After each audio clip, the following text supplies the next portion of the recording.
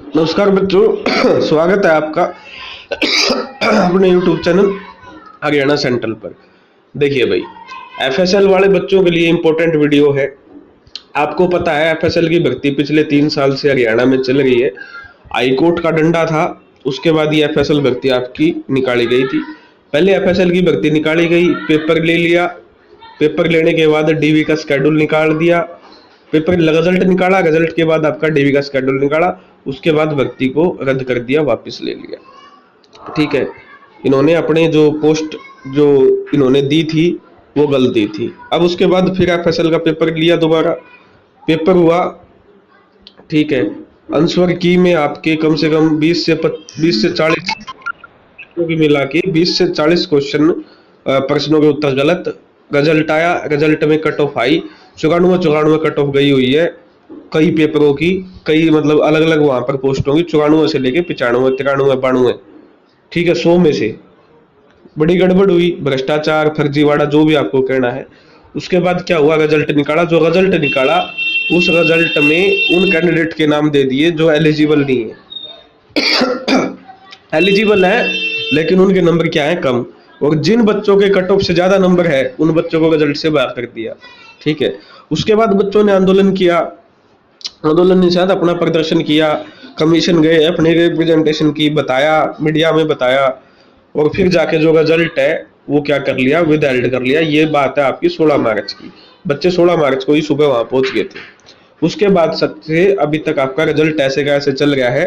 बहुत बहुत बार बच्चे जा चुके हैं कमीशन के पास, सेक्रेटरी से मिल लिए, कोई उनका रिस्पॉन्स नहीं है। अपनी गलती उन्होंने मान ली, उसके बाद अपनी गलती नहीं सुधारेगी। अब यहाँ पर एफएसएल भर्ती करनाल पे आपका केस हुआ। केस का नंबर है CWP 8661/2024 और सचिन है इसमें आपके पेटिशनर है। अकेला इस बच्चे सचिन, आपका सचिन भाई है, इसने आपका क्या किया, केस किया। और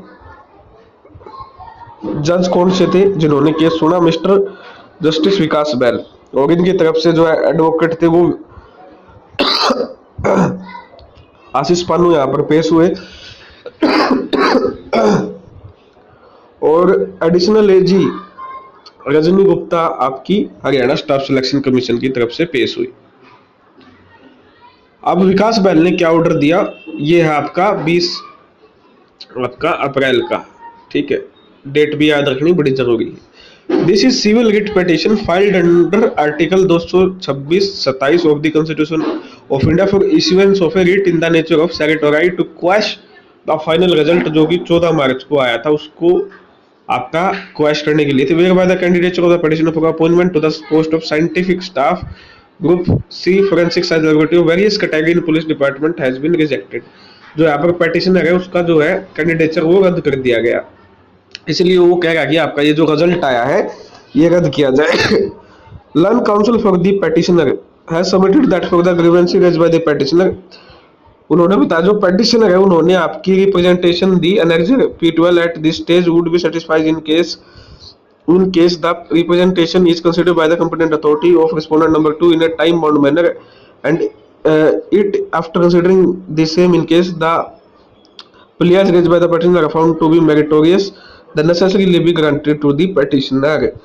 ठीक है, रिप्रेजेंटेशन दी, वो सही मिली, और उसकी जो है आपकी उसको पिटिशनर को रिलीफ दिया जाए, मतलब उसको भी रिजल्ट में इंक्लूड किया जाए।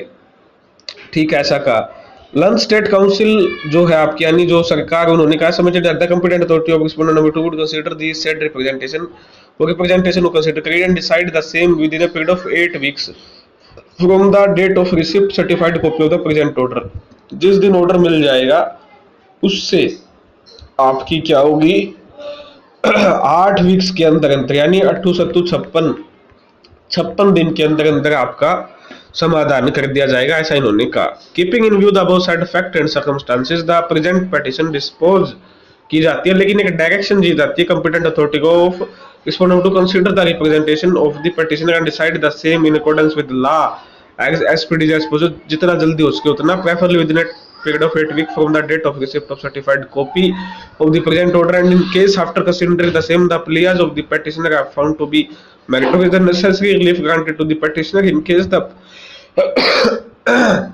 जो प्लिया है पेटिशनर की वो मेरिटोरियस नहीं होती।